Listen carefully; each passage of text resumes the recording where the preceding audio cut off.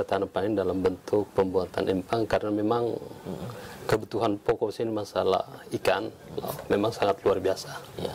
Jadi kalau ikan air tawar memang rata-rata masyarakat kami sangat suka, sehingga saya terinspirasi untuk membuatkan mereka empang-empang yang anggarannya kemarin dianggarkan di dana ketahanan pangan. Iya, kalau masalah kedepannya ini ya saya dan masyarakat saya berharap semua lahan-lahan yang ada mereka dicetakkan empang, Pak. Untuk perempangan, terus untuk lahan-lahan yang di pinggir jalan karena kami juga genjot palawija, Pak. Jadi palawija.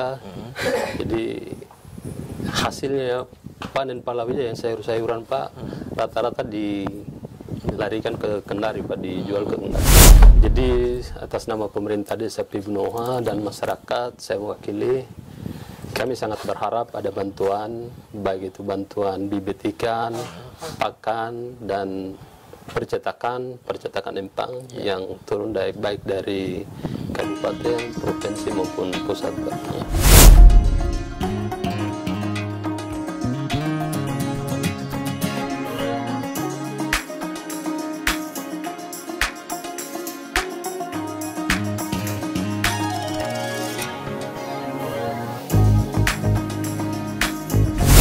Oke, perjalanan kita hari ini kita sudah berada di Desa Pepunoha, Kecamatan Bondoala, Kabupaten Konawe, Provinsi Sulawesi Tenggara.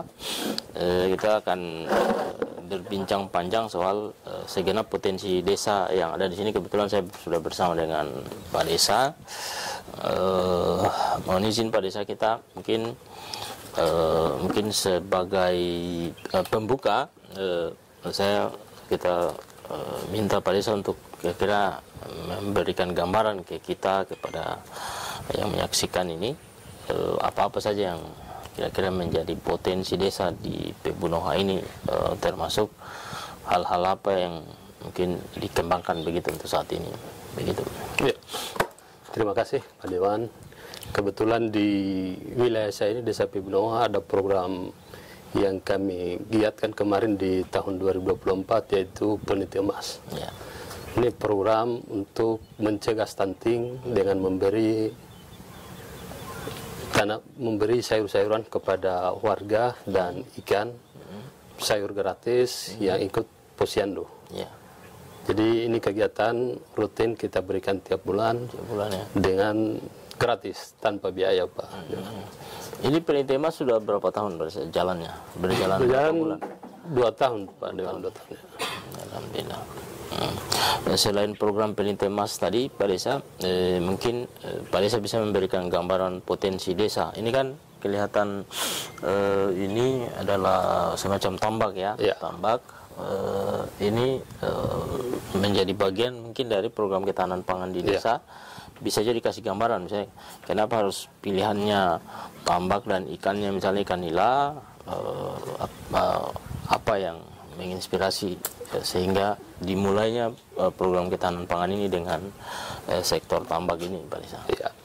Saya dan masyarakat sini bergiat di ketahanan pangan dalam bentuk pembuatan empang karena memang kebutuhan pokok sini masalah ikan memang sangat luar biasa. Ya.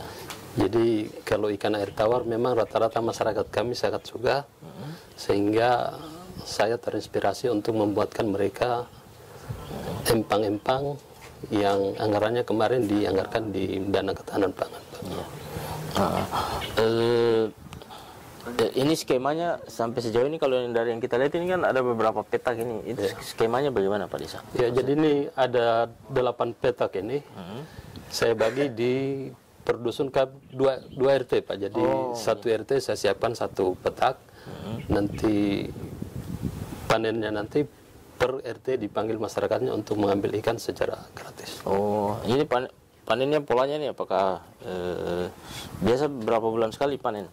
6 bulan. 6 bulan, setiap 6 bulan ya. Sekali. Ini panennya ini serentak satu kali 8 petak ini, atau dipolakan misalnya pembenihan atau penaburan bibit itu beragam bulannya?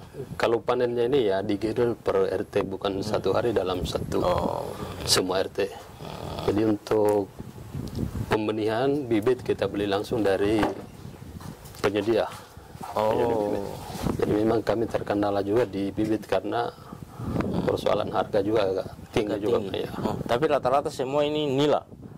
Maksudnya tidak ada yang ya untuk petakan yang 8 petak ini ada ikan nila, tetapi yang di sebelah sana Pak ada warga juga yang mengembangkan ikan mas. Oh, ikan mas. Ya. Oke.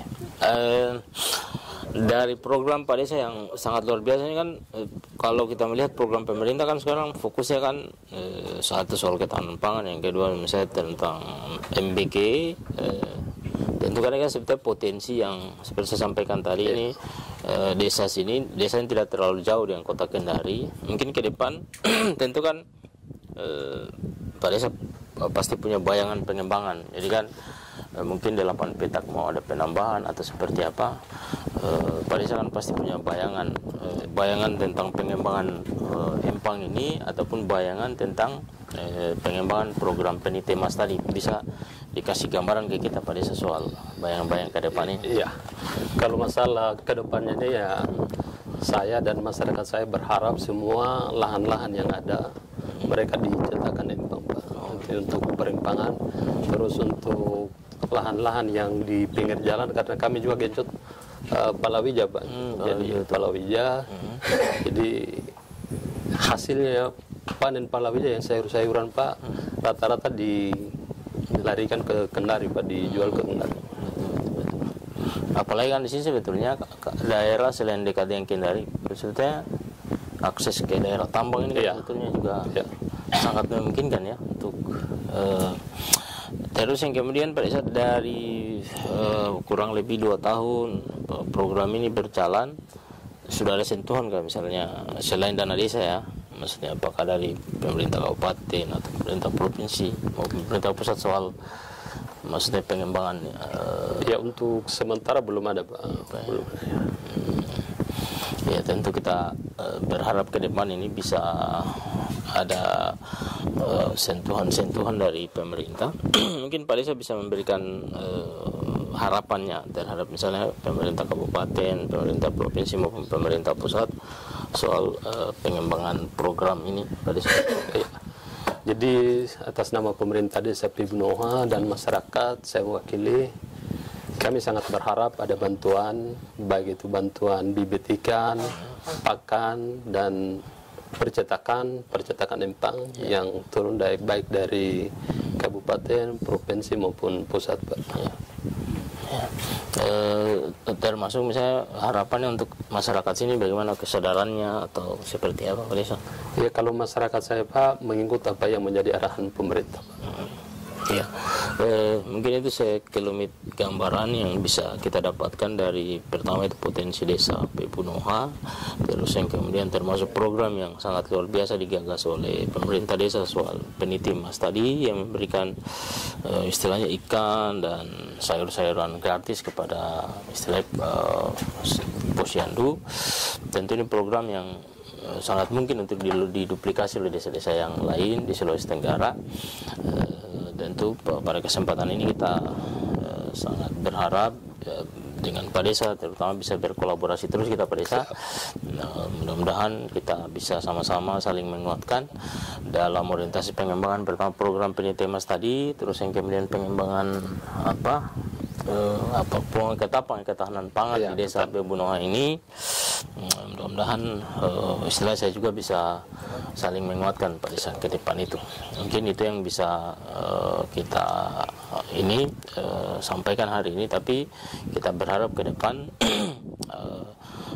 Desa Pibunoha ini bisa menjadi salah satu istilahnya penghasil atau ikan nila maupun sayur-sayuran di sekitaran Bondoala maupun di Kabupaten Konawe dan Kota Kendari begitu. Oke.